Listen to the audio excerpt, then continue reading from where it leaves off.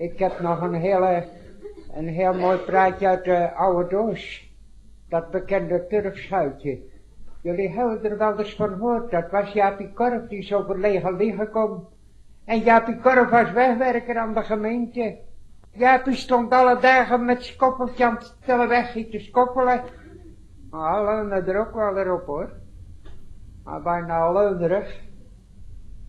En Jaapie stond op een goede dag zo te skoppelen. Hij dacht ik wou er maar eens in kwam, dan kon ik wat liggen. Want Jaapie mocht zo verlegen graag liggen en hij kon het zo verlegen goed. Hij kon zo best liggen. Hij geloofde zijn eigen. En dan moet je er puur van kennen. En daar stond hij te skoppelen. En er kwam een jongen aan op de fiets. Hij zei, jongetje, stap jij erop? Hij zei, jij hoort dat er in de ringsloot een hele schuit met turf zonken is. Nou, hij zei, daar heb ik nooit van gehoord, Korf. Hij zei, jongen, ga naar je moeder. En ga een mand of een zak halen. Je kunt turf halen in de ringsloot. Hartstikke vol turf, kost niks, kun je zomaar weghalen. En die jongen die keerde de fiets om en die ging naar huis. En toen ging net het schooltje uit. En die schooljongen zei, Harry, waar ga jij naartoe met die zaak?